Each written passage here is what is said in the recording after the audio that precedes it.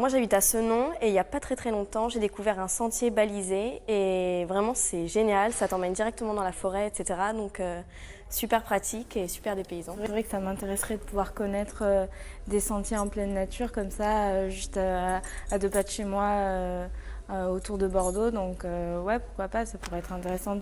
Voilà, profiter un peu de la nature en étant pas loin de chez soi, quoi. Envie de découvrir à pied le patrimoine et la nature de la Cube? Ça tombe bien, l'été 2013 marque l'ouverture des premiers tronçons de la boucle verte. Suivez le guide dans Planète Cube.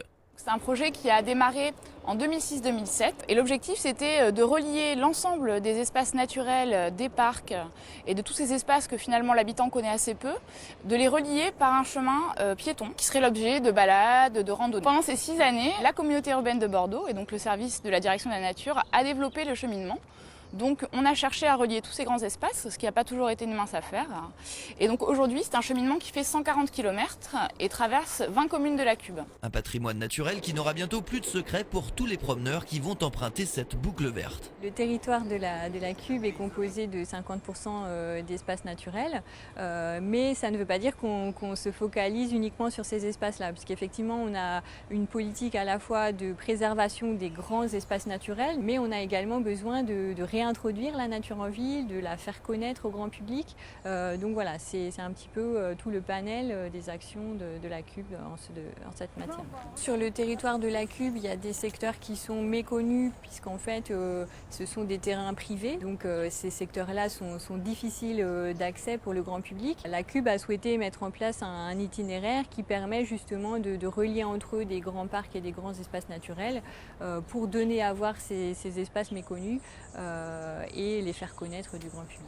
Cet été, 3 premiers grands sites sont offerts aux randonneurs, la vallée de l'Aubourde, le parc des Jalles et les coteaux de la rive droite. Des chemins balisés et protégés pour la sécurité et le confort des promeneurs. Nous nous trouvons donc au début d'une balade, donc une des 12 balades que l'on a ouvertes cette année.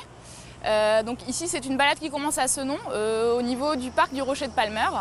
Donc c'est la balade Un balcon sur la ville, qui est ici symbolisé son départ par un porte-flèche pour signaler les débuts de boucle ainsi que les zones où on a des croisements et où donc on pourrait choisir entre plusieurs itinéraires. L'objectif que l'on a eu lorsque l'on a commencé à réaliser les itinéraires de la boucle verte, c'était de permettre aux randonneurs et aux promeneurs du dimanche de s'y retrouver sur le terrain sans jamais se perdre, qu'il ait un plan ou non à la main. On a aussi des potelets en milieu naturel, donc qui sont des petits potelets en bois de cette hauteur à peu près, avec un petit chapeau vert.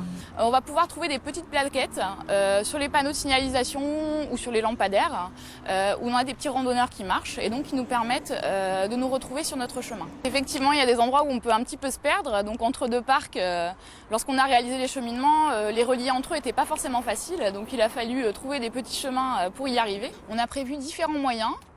Donc le premier c'est le topo guide. Donc ce petit topo guide vous explique les grandes règles que l'on doit observer sur tout le cheminement, ainsi que le moyen de s'y retrouver avec les potelets. Il est composé de 12 cartes.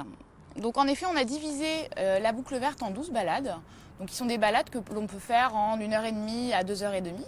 Donc c'est la balade du dimanche. Et donc pour chacune de ces balades, on a prévu une petite carte qui reprend l'ensemble du cheminement, bien sûr, et puis qui de l'autre côté va pouvoir vous présenter tout ce que vous allez croiser sur la boucle verte. Alors que ce soit une description des parcs ou même des lieux, des belvédères, cette petite carte vous permet de vous y retrouver.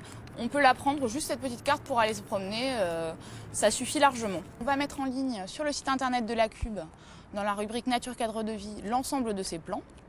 Et puis est en cours de création une carte dynamique de la boucle verte, donc qui permettra de voir sur internet l'ensemble des trajets. Et lors de ces balades, vous croiserez peut-être oiseaux, reptiles et amphibiens, libellules ou papillons, des espèces actuellement référencées par des spécialistes.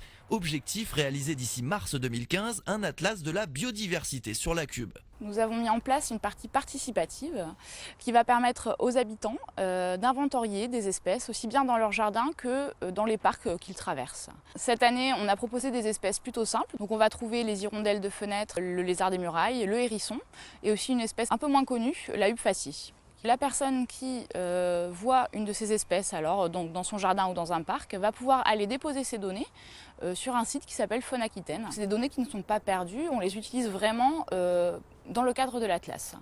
Donc d'autre part, on anime la démarche aussi à travers une page Facebook, donc c'est la page Facebook Espèces de Métropole, où donc là vous pouvez être mis en relation avec tous les professionnels qui travaillent sur l'Atlas. Vous allez pouvoir aussi discuter avec eux du meilleur moyen de gérer votre jardin pour améliorer la biodiversité. Toutes les infos sur la boucle verte au www.lacube.fr, rubrique nature, et pour l'Atlas de la biodiversité, direction la page Facebook Espèces de Métropole.